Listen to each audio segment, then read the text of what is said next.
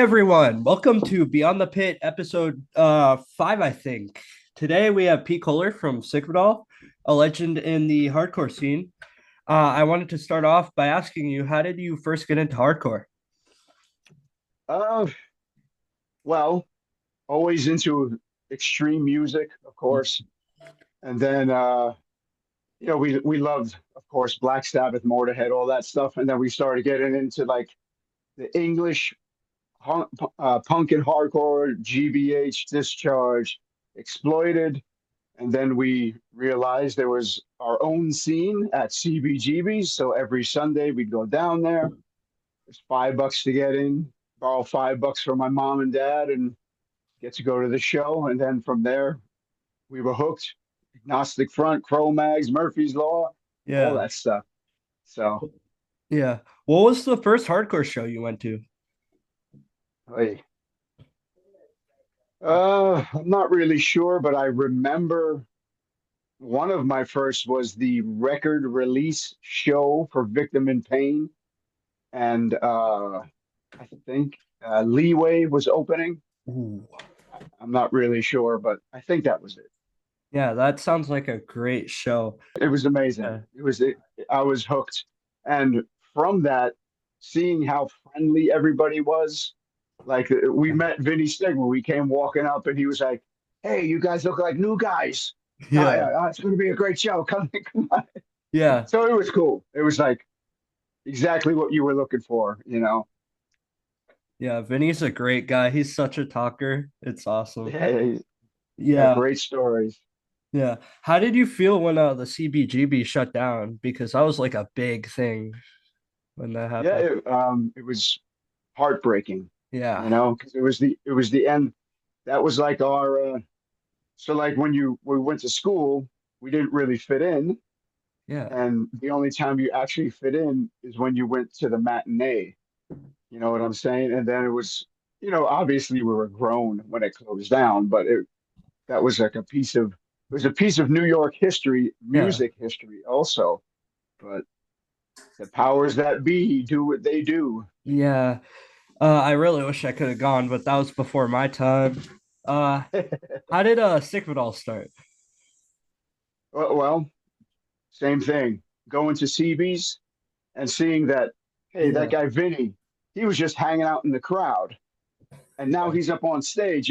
Before that, you would go, like we would go to Madison Square Garden to see Yeah. Black Sabbath and Ozzy and Judas Priest and stuff like that, and that those guys are untouchable. And then you go to a show at CBGB's, and Vinny's inviting you in. He's like standing at the door. Hey, come on in. Yeah. It's gonna be great. And then you see, oh, he's on stage. He's not the greatest guitar player. I'm not the greatest, but I could do that too.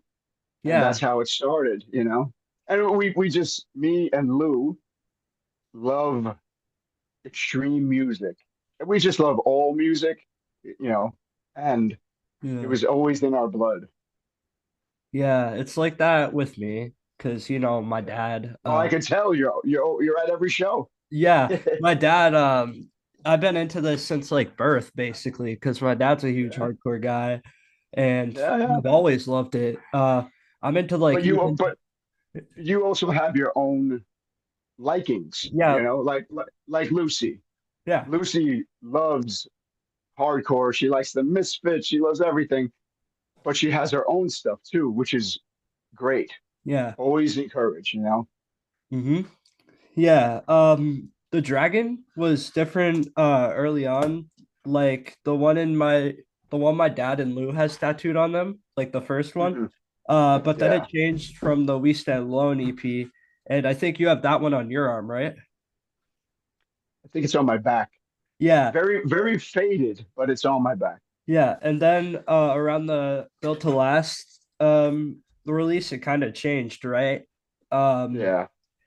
where did you guys come up with the dragon symbol and why do you end up changing it? Well, there's no reason for it being changed. Like whoever is doing the artwork for us does their own little rendition of it. And a million years ago, we had a different drummer, and his name was Dave. And I think he saw it somewhere. from a tattoo artist who Oh, I long a know which long time tattoo that ago. is. I know which Yeah, tattoo artist that is. My Greg dad, Irons. yeah, Yeah, my yeah, dad yeah. got a tattoo from that guy. Oh, really? Oh, Yeah, that's cool. it's like a big, it's on his shoulder. It's a big Death Star. It's awesome. He's a really cool guy. Um, and I think it's that guy, yeah. And what's probably your favorite album Ah, that you wrote? that we wrote? Yeah, I don't know. yeah, There's so many songs. Me and Lucy were just listening to the last one we did, "Wake the Sleeping Dragon," yeah, and the funny thing is she always has her headphones in, like every teenager. And I was listening to it in the car, and she takes her headphones out, and she was like, "Wow, I really miss touring," you know. And it was good to see that yeah, it like really like she felt it. But I like that because it's the newest, you know. It's the yeah, newest, even though it's like fucking 8 years old or some shit, nine yeah. years old or something. But Are you working on any new music with Sigvidal? well, I have. I don't know about the other guys. Everyone's always Yeah. doing stuff, but I have written, I think, 24 new songs Oh, and a awesome. bunch of parts here and there. So we're Yeah, going to put out a double album, a double hardcore album. I'm just kidding, but yeah, you never know. But yeah, hopefully, we're going to get together soon yeah. and start, you know, working out the odds and ends of them. Yeah. Speaking on that, how's Lou doing? So he finished all of his. So he did the four chemos, and then he had surgery, and then he did four more chemos. And for now, he's cancer free, but he still has to do more testing. So they want all the chemo to be out of his body before they do the final tests or whatever. I could be completely wrong, but I think this is what's going on. Yeah, And so, but it's going to take a really long time for him to recover, to be like yeah, stage ready. You know what I mean? Because that stuff really messes you up. yeah, And he had like half his stomach and half his esophagus cut out of him. So it's going to take a long time. yeah, So the doctors keep telling him to eat more and exercise. But when he eats, he gets sick and it hurts his stomach. And he's so tired from all the chemo that it's hard for him to like exercise. yeah, So it's going to take a pretty long time yeah. to get Well, I back. really hope he gets better though. Yeah, yeah. Oh, Yeah, me too. yeah. Another thing, speaking on albums, not in order because it's really hard for me to even say in order, but if you had to pick a top three albums, what would it be? Like any genre, doesn't matter. Yeah, that, that's insane. Three yeah, albums? I don't know, man. Uh, how about three hardcore albums? yeah, sure, that works. Okay. Number one for me, Agnostic Front, Victim in Pain. Mm, That is such a great and classic record. Okay. What else? Eye Against Eye from the Bad Brains. yeah, Okay. And the first Murphy's Law record. I think those three albums are the epitome of what hardcore is to me. Like the Bad Brains are like unbridled insanity. You know what I mean? It's like they're crazy. It's like yeah, it's so much energy coming out at once, and it comes out in music, which is yeah, it's such a great stuff. Agnostic Front, every single song on that record is such a classic. And funny story is, me and Lou. This is when Roger and Vinny's movie came out, the documentary, yeah, and it begins, with songs from Victim in Pain, and we're sitting there, and Lou turns to me. We're just watching the movie. He's like, "My God, this song still gives me goosebumps when I hear it." And I was like, "Hell yeah, this is so great!" And getting this when we tour with them, getting to see them every night, it's fucking great. Yeah. So those three. Yeah. I remember when you guys were touring them. That was really fun, but that was like, didn't it originally get postponed because of COVID or something? Or Yeah, I mean yeah. that silliness messed up everything, Yeah. you Also, know. But yeah. Speaking on like punk albums, like say Bad Brains, I think we've talked about this before, but you know Death the Punk Band? yeah, Yeah, I was revisiting that album that they did, and holy crap, that album was good. Yeah, yeah, that's yeah, probably one of my favorite for punk, at least, not hardcore, but I yeah, love them. And how I found them, I was trying to search for Death, and I thought that was the right one. And then I was like, wait, this isn't Death. yeah, Yeah. And then I saw them in they're in Ash versus Evil Dead, the TV show. There's a scene. yeah, yeah, yeah. Yeah. Great Uh, show too. yeah. Actually, if what's probably some of your favorite movies? Well, I love horror movies, and I Oh, love horror books, and I love anything spooky and supernatural and all that stuff. Uh, All-time favorite, absolute favorite is the original Exorcist, ooh, you know. yeah. And it's strange because when they had the anniversary of it, I took Lucy to see it, but I think I hyped it up way too much for her because when she saw it, she Yeah. was like, oh, yeah, yeah, it's okay. And I was like, yeah, but did you see this? You know? Yeah. And I also think because growing up, extreme Catholic family and going to Exactly. church every Sunday, and then you see that, you're just like, this is fucking crazy, you Yeah. know? So, but that's one of my absolute favorite horror movies. What else? I like all of the Evil Deads.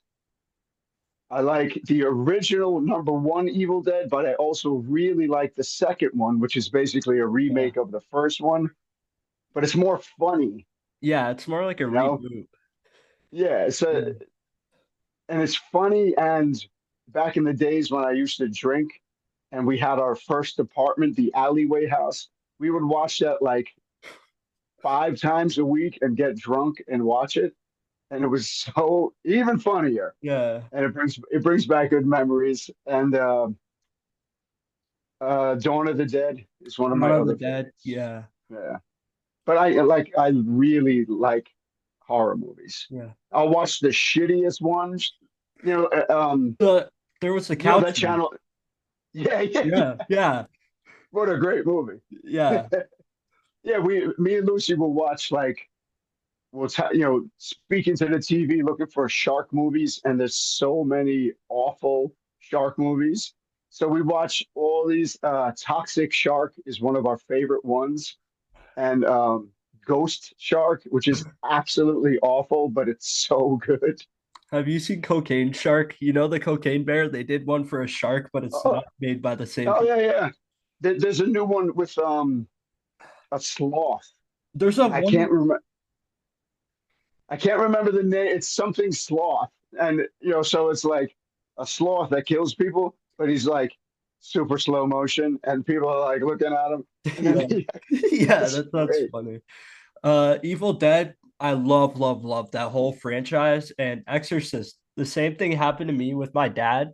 My dad was like, "This movie's probably gonna be one of the scariest horror movies you've seen." And I was like, "Sarah," and I was like, "Is it really gonna be that bad?" Then I watched it and it was like, "This Yeah, isn't really scary." And then my dad, yeah, it was a great movie though, but it wasn't really that scary for yeah. me. But Um, I remember seeing it the first time, and we were kids, and it was on regular TV, so yeah. everything was cut out of it, but we Oh, were still scared to death of it, you know? yeah, because you kind of grew up like believing all that stuff, Yeah, and you're yeah, like, yeah, this yeah, this could happen in real life, you think.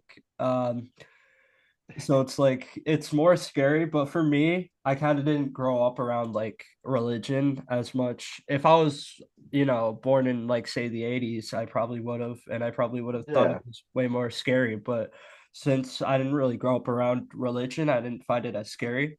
But yeah. I love religious horror. There's this game called Faith, and Uh-huh. it focuses around you're like this priest and there's like this cult and there's all these Mm, demons and they're trying to summon this one big demon. It's still yeah. going. It's a newer game. The sound design is so good, but it's like 8-bit. And it Uh-huh. oh, and the guy uses rotoscoping, which is a technique where I don't know if you've heard of it, but it's where you take a video in real life and then you draw it out. He'll use Yeah. rotoscoping for the death Hey, animation. I went to art school. I know that stuff. Oh, I didn't know you went to art school. I have a degree in graphic arts. That's awesome. What the heck? Well, that's a cool fact. There you go. Yeah, but he uses rotoscoping for the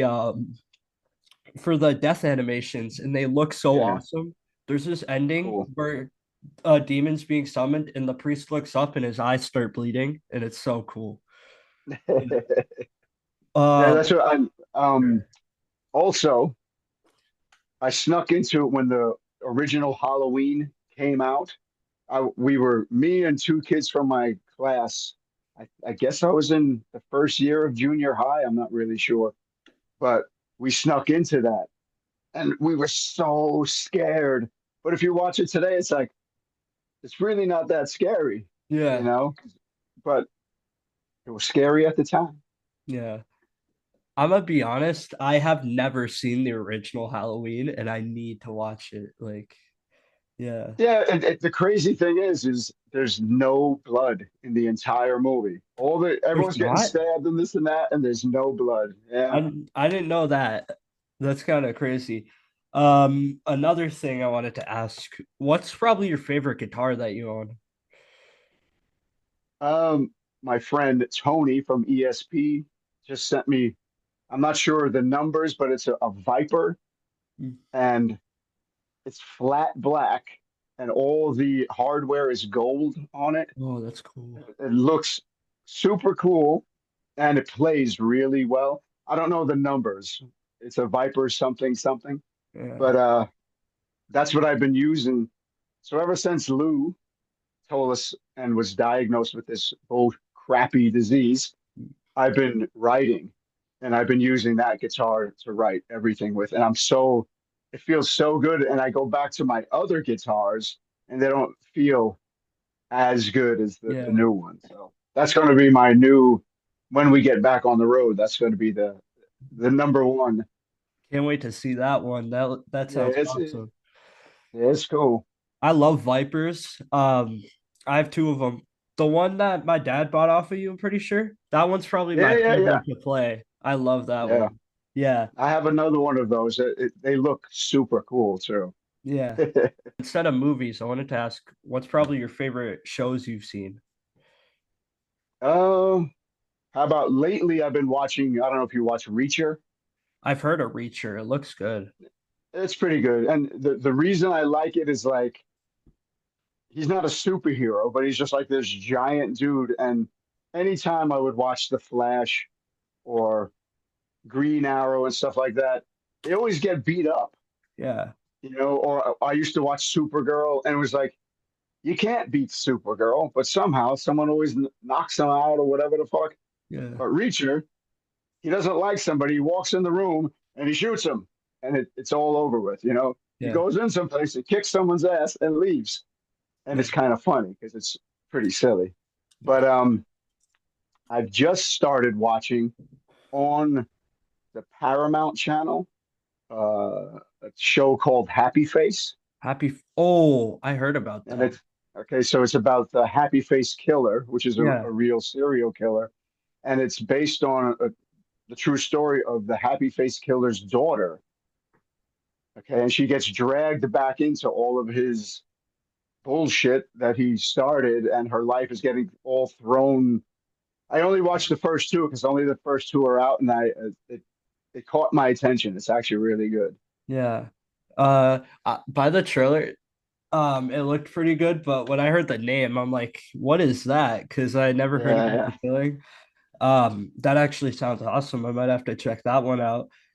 How Uh, about how about do you read horror books? Are you into stuff like that, or okay.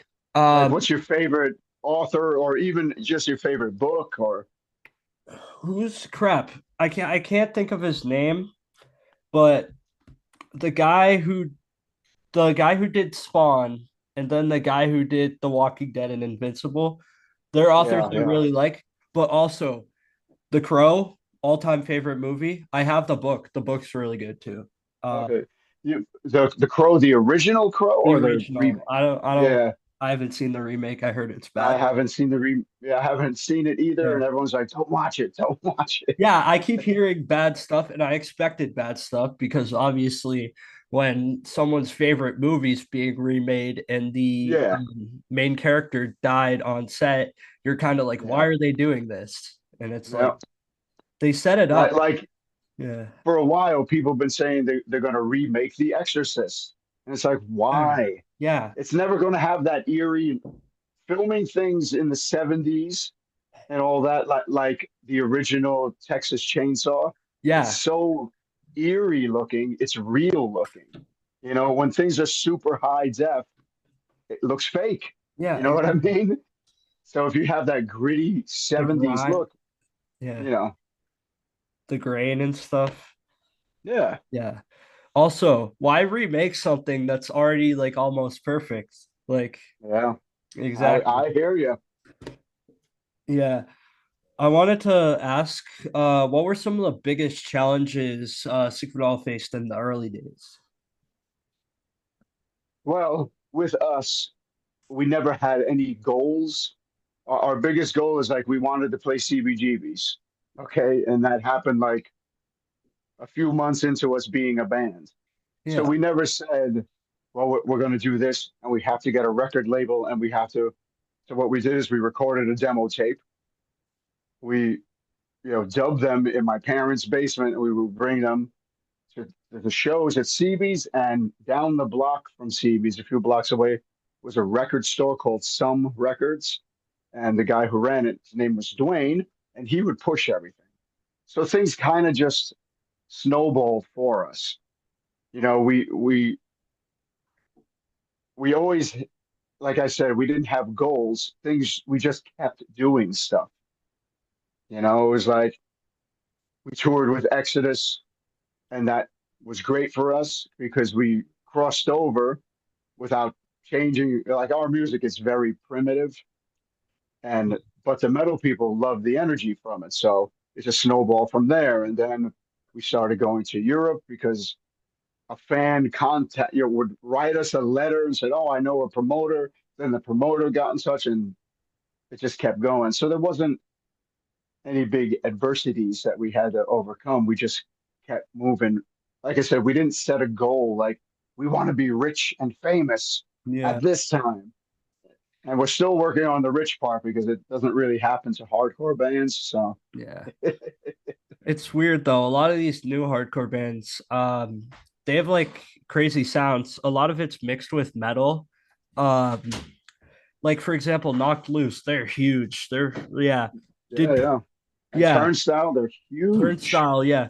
That first Turnstile album, I've been jamming so much lately. I don't really like their Yeah. newer sound, but that demo in that first album is really great. Tell your dad to be quiet. He's like ruining the fucking Yeah. show. Yeah. Yeah. Hey, what's up, buddy? How are you? Yeah. Yeah. Another thing I wanted to ask, have you ever listened to like any new hardcore bands out there? Well, like Like, Turnstile, I listen to them, Knock Loose, all that stuff. yeah. And I hear the influences of other bands from that, Yeah. which is, I mean, you could hear our influences when people listen to us and stuff, Mhm. which is cool because it everything comes in a circle. Yeah. Everything goes back, comes back around. And I'm glad that they're getting bigger and they're as big as they are Yeah. because it's got to Hardcore keep lives. going. You Yeah. got to keep it moving, Hmm. If there's no bands, then no scene. Yeah. And they're huge, which means more people are gonna come in. This is basically their Yeah. gateway into hardcore. Like Jimmy Kimmel, there's probably about like 1,000 new hardcore kids because of that who are diving into like newer bands like Tsunami and all that stuff. And now they're gonna find older bands like you guys, and their Yeah. Yeah. sounds. their taste is gonna get bigger and they're gonna start liking stuff. A lot of them are gonna make bands, and that's how it can Yeah. be done. Well, that's definitely Yeah, great is when people are so influenced and yeah, turned on by it, they start their own band. exactly. Uh, we just, not just, but we did an Australian tour not too long ago, and we played kind of a faraway club, and it's not in the biggest city or whatever.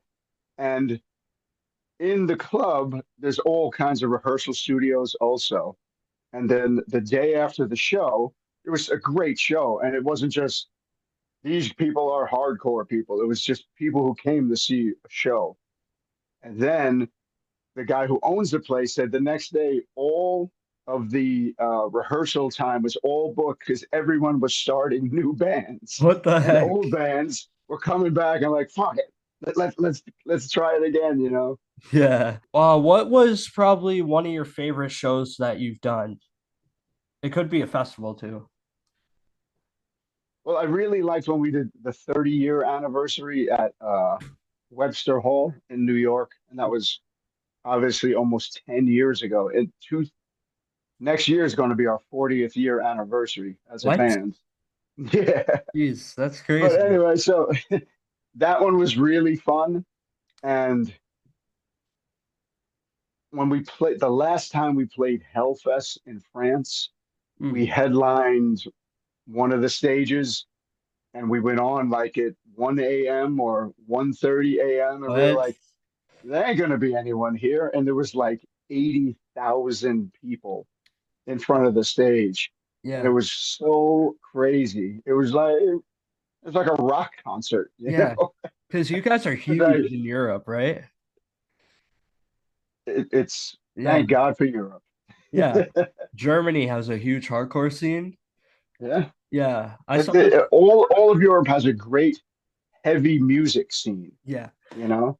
It's like we'll play Resurrection Fest or Hellfest, and it's like Sick of It All and Foreigner are on the same bill, Exactly. you know? And it's like, And yeah. that's crazy.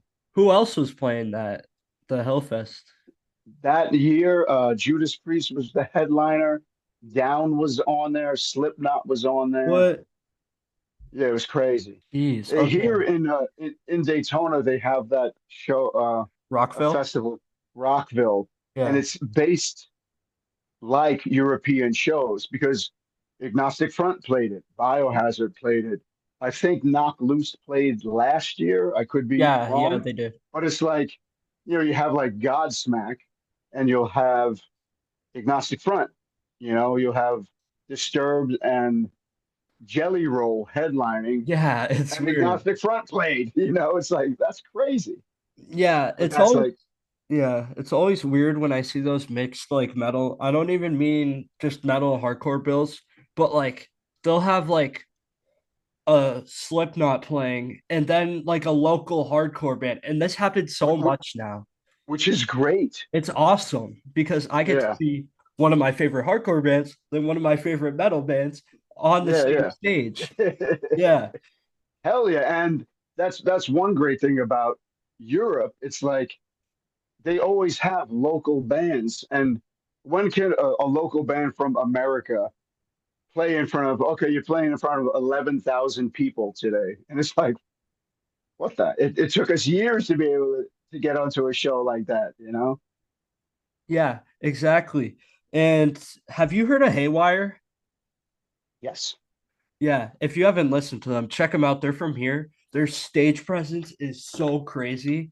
I always love seeing them. The guys are super awesome. Last episode, I was talking to one of my friends who was on the podcast about Haywire. They just Mhm. played Ireland Yeah. at a bar. It was the most packed bar I've ever seen. Like there were people on top of people and they were all screaming. The singer was like smushed in with people and the whole entire bar was singing. That's great. Yeah. So you get me psyched to play again. I can't wait to play again. Too Yeah. much sitting around, too much sitting on the couch. Yeah, I can't wait to play. Right now Yeah, I'm just doing a lot of stuff on my own and yeah, you know the DAW softwares. Yes. They're so annoying to like program drums on.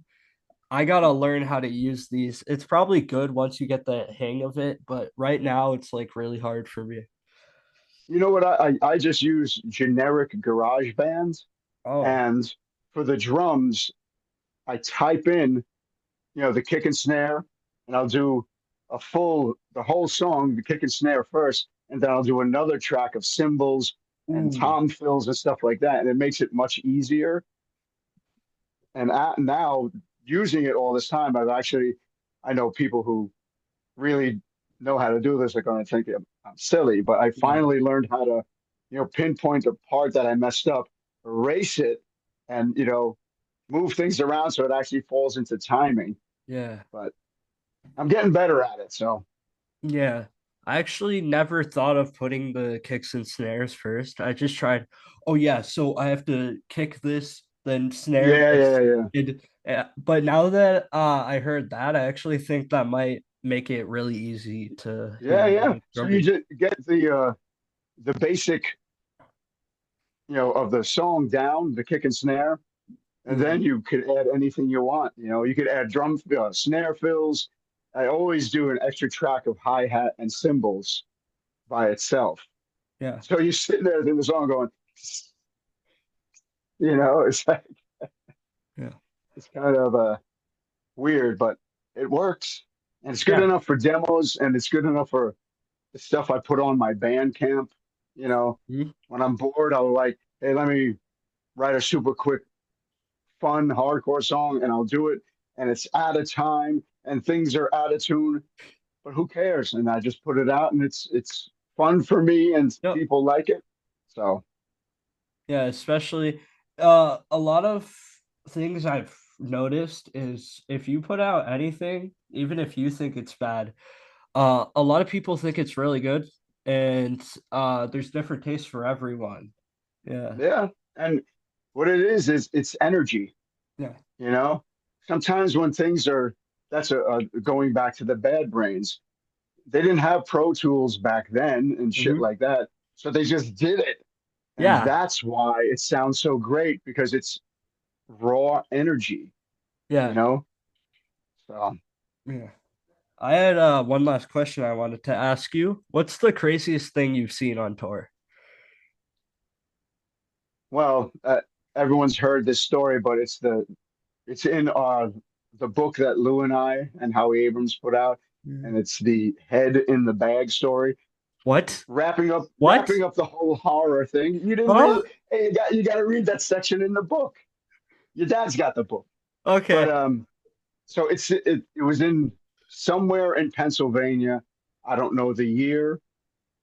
I don't know the dates and shit like that, but we were playing a Masonic temple, and it was a real shitty neighborhood. Show was great, and at the end of the show, a lot of kids.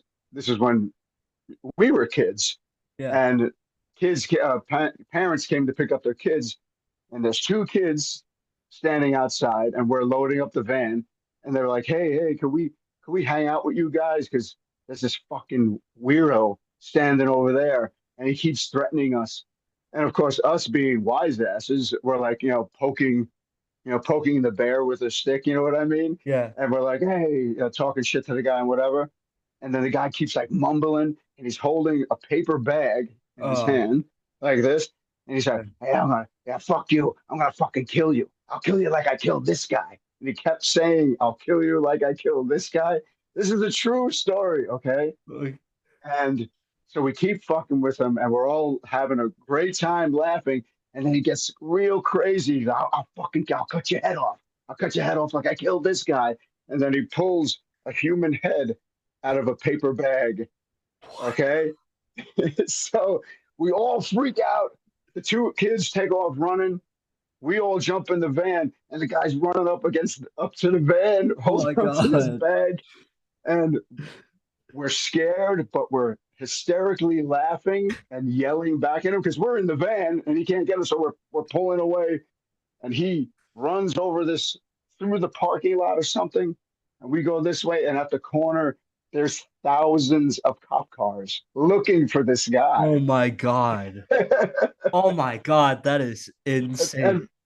and you figure I would remember more of something crazy like that. I don't even remember anything after that. Like, Yeah. did we talk to the police? I don't think so. We just went home, you Yeah. know? That's quite the way to wrap up a episode. Yeah.